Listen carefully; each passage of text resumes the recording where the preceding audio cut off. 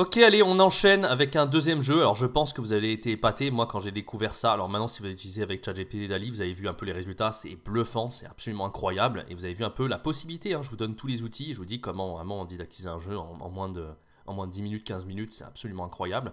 Et encore une fois, on va voir un deuxième jeu, le jeu du Dixit version Pictionary. Je pense que vous le connaissez. Je rappelle un petit peu les règles, mais d'ailleurs on va voir dans le prompt parce que j'ai précisé les règles dans le prompt. Vous avez toujours le Google Doc, vous avez tous les prompts. Vous avez aussi la mind map où j'ai mis les prompts, donc vous avez tout ce qu'il vous faut pour gagner du temps et tous les outils qu'il vous faut. Je vous montre maintenant tout ça. Alors, le jeu Dixit Pictionary, vous voyez, j'ai généré l'image avec DALL-E encore une fois et c'est bluffant, c'est vraiment incroyable. On voit le personnage qui dessine comme ça, donc c'est vraiment un Pictionary. Et on voit en plus des cartes qui ressemblent à Dixit ici. Je pense que vous connaissez le jeu Dixit. Moi, j'avais créé ce jeu-là qui était formidable. Vous voyez, ça ressemble à ça. Normalement, les cartes du Dixit, vous voyez, c'est un peu vieilli maintenant. Vous voyez, c'est un super jeu le Dixit, mais les cartes, elles sont belles, elles sont jolies, elles sont plaisantes. Moi, j'ai fait beaucoup ce jeu-là en classe de FLE, que ce soit en ligne avec Scribble.io ou en présentiel. Et c'est un jeu qui a vraiment toujours énormément plu aux apprenants. Voilà. Et donc là, c'est la version DALL-E qui va être encore meilleur et surtout qui sera personnalisé. Vous aurez des images nouvelles au goût du jour parce que c'est vrai que quand on fait toujours les mêmes cartes, pour vous et les apprenants, ça peut être un peu lassant encore. C'est aussi pour ça qu'on fait tout ça avec DALL-E et ChatGPT, c'est qu'on vraiment crée de la nouveauté et tout ce qu'on a toujours utilisé, vous allez voir aussi dans cette formation, tous les brise-glaces, toutes les activités, en fait, c'est un métier qui est totalement passionnant parce qu'on peut se réinventer à l'infini en gagnant énormément de temps. C'est pour ça que c'est si puissant d'utiliser l'IA et pourquoi pour moi c'est indispensable. Si vous êtes un prof de FLE et que vous n'utilisez pas l'IA aujourd'hui, vous passez à côté d'énormément de choses. Donc encore bravo à vous dans cette formation de la suivre jusqu'au bout, vraiment. Donc voilà un peu sur, donc, par rapport à Dixit. Et donc là j'ai fait un prompt pour ChatGPT et DALL-E par rapport à Dixit.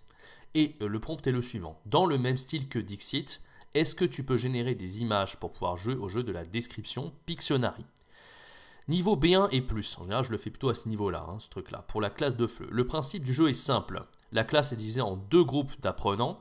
Un apprenant de chaque groupe pioche une carte qu'il devra dessiner au tableau. Alors ça c'est vraiment en présentiel, mais en ligne, vous avez script.io, c'est exactement pareil.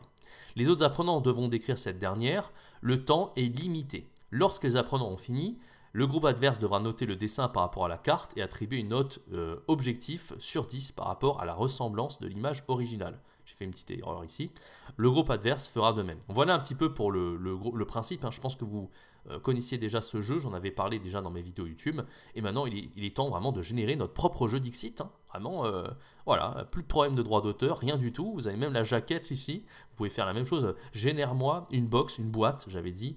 Dixit Pictionary by Jérémy. Tout simplement, il m'a fait ça. Voilà. Donc voilà. Et voilà ce que ça donne. Hop! Incroyable. C'est super beau, vous voyez. C'est exactement le style Dixit. On est là-dedans. Je ne sais pas si on peut le voir ici. Ou même avant. Voilà, c'est incroyable. Voilà, donc ça fait des images comme ça. Une espèce d'horloge. Je crois que dans Dixit, il y a exactement des trucs qui ressemblent à ça. On est dans l'univers Dixit, là. Vraiment, très très belle carte. Bien plus jolie, je trouve, que les trucs originaux de Dixit, vous voyez. Et donc, il a généré les prompts derrière. Vous, en fait, qu'est-ce que vous allez faire pour créer un Dixit? Vous reprenez les prompts comme ça qu'il a généré et vous dites, voilà, génère-moi 40 prompts dans le même style que Dixit et il va vous faire un tas d'images. Moi, j'en ai créé plein et à chaque fois, c'est super joli. Vous voyez ici, vous avez voilà, un truc dans le style Dixit.